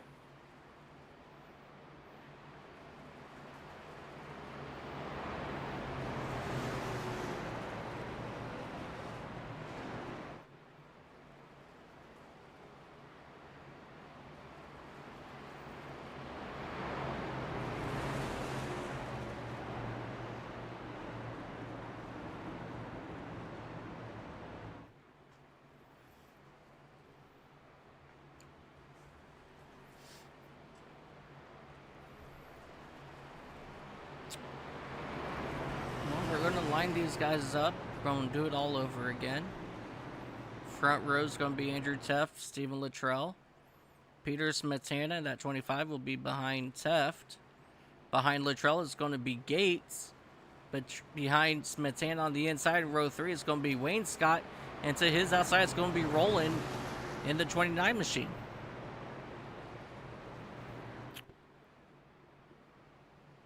It's about to get good.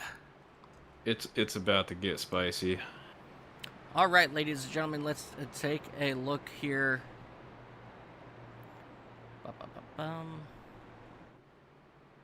24 cars still on the lead lap.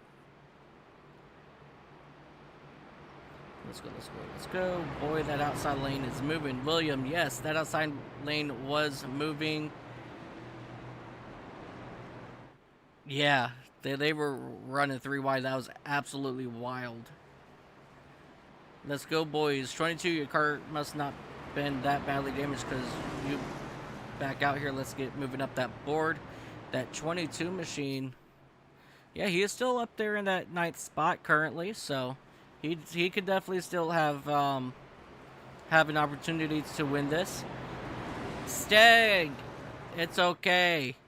Never hurts to check in late here with the Racers Elite, but we do welcome you in. Hope 22 is coming down the pit. Williams still rooting on 22. 7 more laps. Yes, Green-Checkered. Yeah, I think that's possible. As we're going to go ahead and line these boys up. Let's take a look here. They're working lap 72. Coming around 73. So they'll get the green flag on 73. So it's going to be a green 1 lap. So we're ultimately going to have about, yeah, three laps left when we go back green. 2 laps. 2 laps. Yeah, so it's going to be a natural Green-White-Checkered. All right, ladies and gentlemen. It is time to pull those belts tight. It is time to pull all the tape off the grill and get pushing, because it is a natural Green-White-Checkered. If we cannot get to the white flag this time, we will use up our first Green-White-Checkered. We will have 3 attempts at a Green-White-Checkered after this one. So technically we have 4 Green-White-Checkers available. Let's see what these guys can do out here. Andrew Teff will be restarting on the outside. Stephen Luttrell on the inside. And it looks like he's going... Teff is going to have Gates right behind him. And Smetana, he's going to be right behind there of Luttrell. So let's find out what lane is going to work here on the restart. And I want to apologize now, Colin.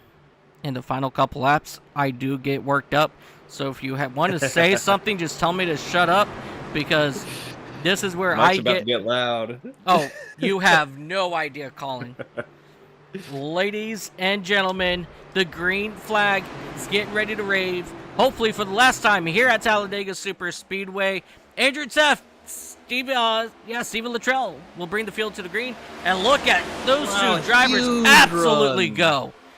A big, huge moment there for Andrew Teff and Alex Gates.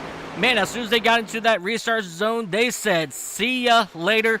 But how much is this going to hurt them? Because this field, they're going to start to gain on them quick here on the back straightaway. And If they keep it on the bottom, they're going to be all right. That is very possible, but that also opens up the door for Stephen Luttrell and Smetana to make a run on the outside as they go into turn 3. No, they're going to stay right behind your race leaders here as they come into turns 3 and 4. One car possibly going to try to make a move, but no, he sticks it back in place. And here comes that 10 of Wayne Scott. He's going to jump out.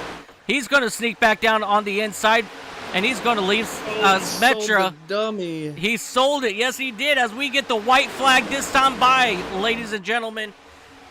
This is it. This is for all the marbles here at Talladega Super Speedway. Beating and banging on the outside lane. That's not going to get that outside lane moving. Right now, it's still Andrew Teff Gates to lead him down to the back straightaway. Who is going to be the first one to step out in the line? Stephen Luttrell, Kirby, Wayne Scott, or is it going to be somebody else? It's going to be Wayne Scott. He's looking to go on the outside, but he's got no help. But here comes that 53. Wayne Scott gets turned into the corner. Oh my! He is upside down. We're still green flag racing here at Talladega, ladies and gentlemen. Andrew Teff leading this field into the triangle, but here comes that 77 Alex Gates. He's looking to take it side by side. He has no help. Coming to the start-finish line. It's going to be Andrew Teff here at Talladega. What a wild one lap there. Man, I sure hope Kirby's okay. Yeah, Kirby Wayne Scott went for a wild ride back there in turn number 1. Let's come back here, take a look.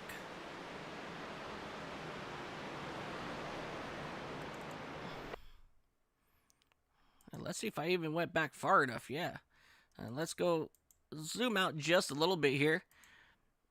So Wayne Scott, he gets turned hard into that outside wall. And while he's up in the air, he gets on top of the 29 machine, on top of the 83. And he's still not done because he gets back up on the wall. He's going to slide in just a natural banking. Should put him back on his wheel. No, he rides sideways all the way back down the track. That was awesome. I was thinking that the whole time. How did that car not come back down? That's just something that you don't see. Because naturally with the banking, it's just going to already throw you back down. But sure enough, he rode it the rest of the way down. And let's go and get caught up here with, I don't know who was the next one to crash. It was somebody back here in the back, in the middle of 3 and 4. Or was it coming to the trial? Yeah, so that was coming out of turn 4. I don't think it was the 18. Is that Richard Odie? 78? Tyler Brent, I believe. He got turned sideways. And the 88. So the 88, the 78. So Richard Ode, yeah. Oh, man. And just these cars heading down to this inside wall. Major contact for the 13 machine. And these Gen 7 cars, they get stuck together side by side so bad. Yeah, it's very hard to get these guys in. Looks like Dakota LaRue in that number 9 machine. He got contact near the end of this here as well. So let's come back, see what happened here with him. Yeah, he got turned into the outside wall coming into the triangle. Absolute mayhem. was a heck of a finish. Oh, yeah. Well, how close was it, ladies and gentlemen? Well, let's go back and take a look here. 0.06. So that's actually pretty close here. And this is it right here.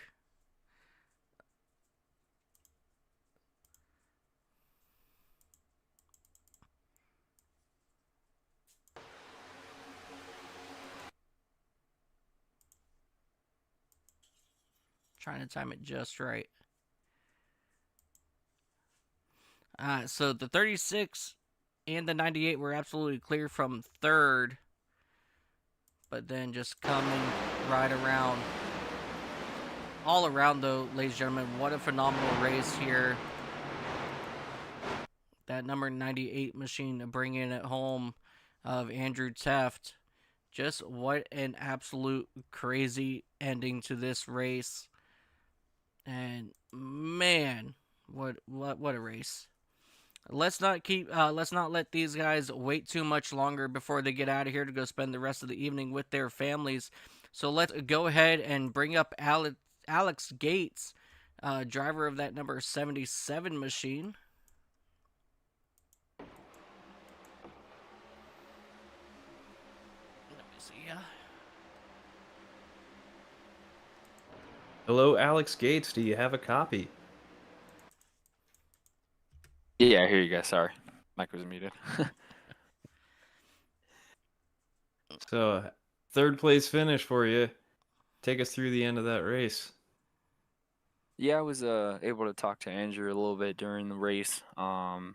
He decided to go up top with me on the restart, which was pretty cool because didn't really in my head I was like, okay, well, either he's gonna go or not go. So as soon as he got into the box, I just pushed him all the way through. So that was pretty cool that we got the jump. Wasn't expecting us to get that big of a gap going into turn one from the rest of the pack. Pretty lucky that the 36 car stayed with us on the rear end when he caught us on the back stretch going into three. But I mean, it was fun. Awesome race. Grateful for Andrew for putting this race on for Thanksgiving. I know a lot of people had things going on, so it was a pretty cool last second race to be able to do.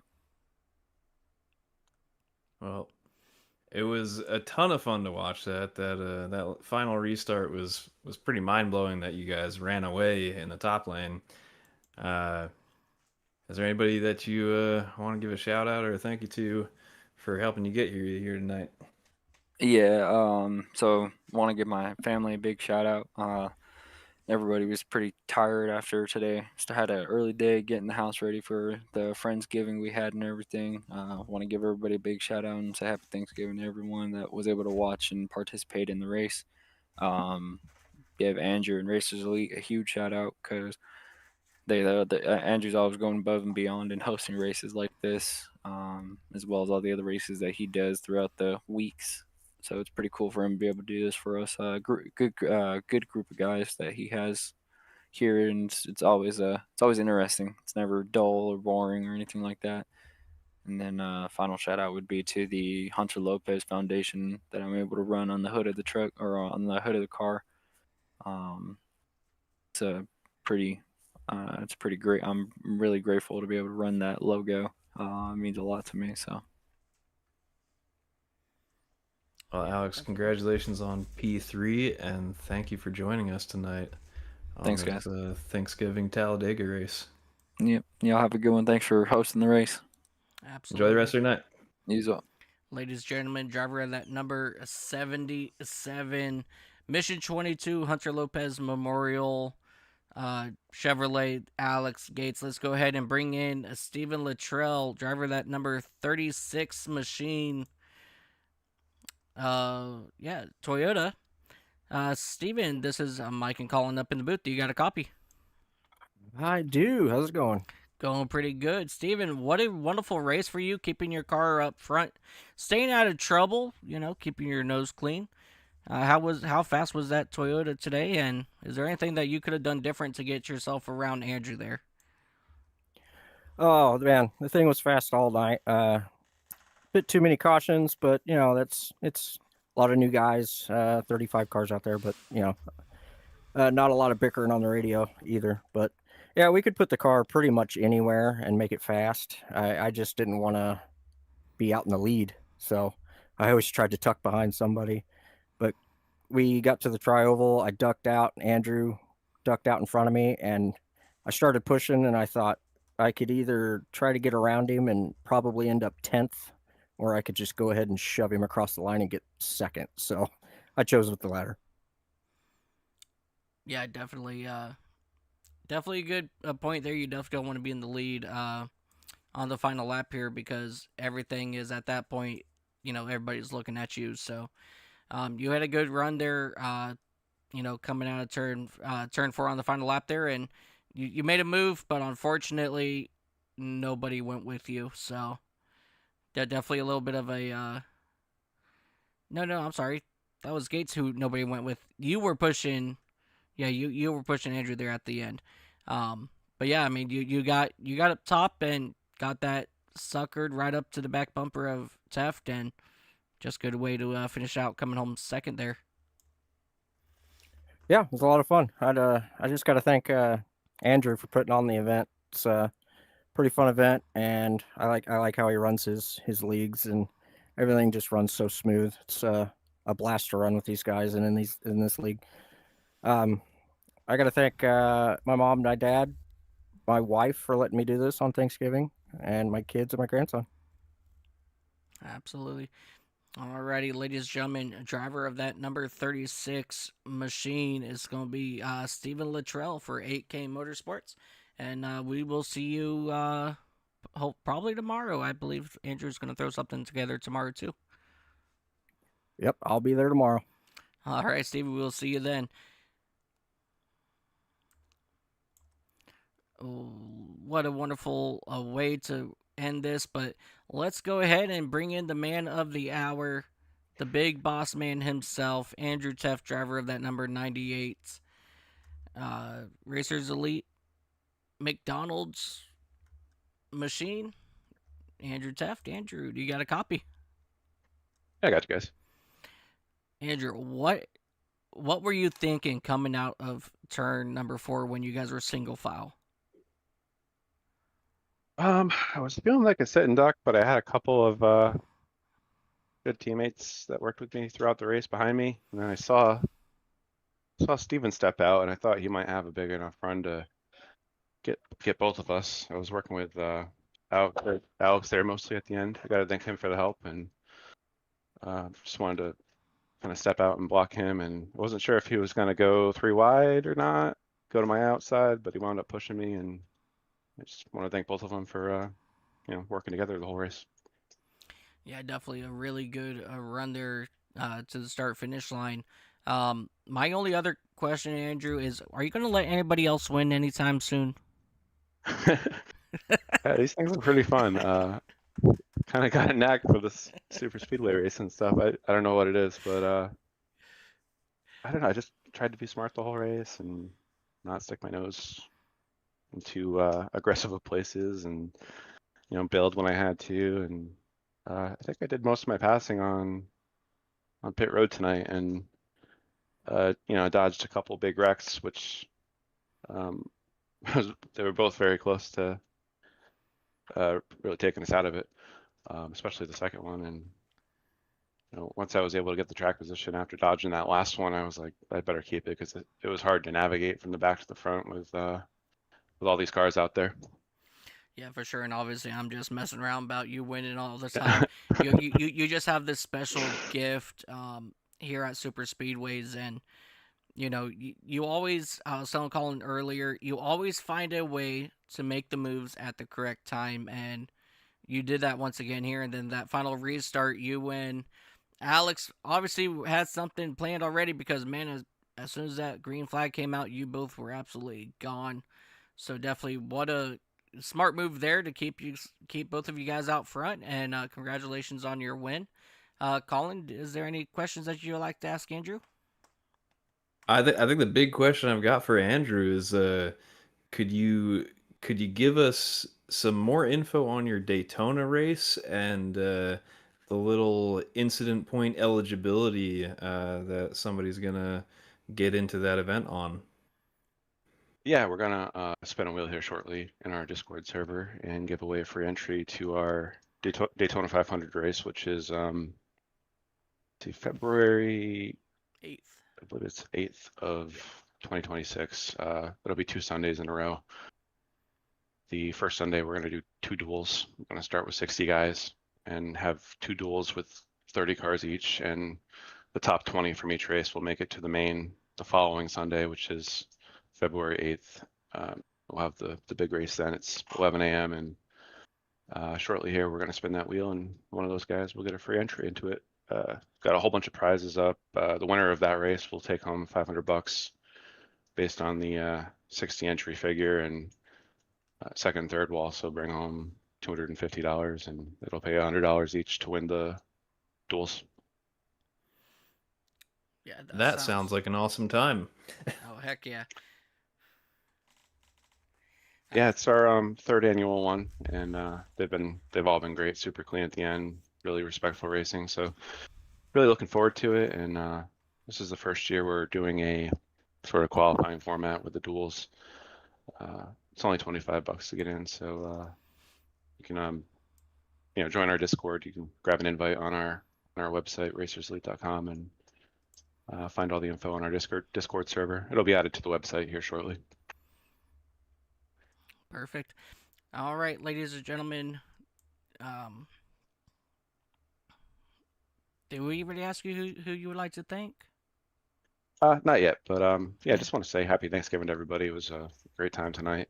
When we put this event up, I wasn't sure if we were going to get the crowd being Thanksgiving and all, but really great turnout tonight. Had a lot of fun, and just want to thank all the guys, especially the new guys that came out and tried us out. And I want to thank our servicemen and women, friends, family, team, everybody that tunes in to watch. And you can tune back in tomorrow night at 9 o'clock Eastern. We're going to have a half-length snowball derby, little practice race for our actual snowball derby, which is coming up on December 6th, and should be a good time. It's another free race, so hope these guys join us again tomorrow night.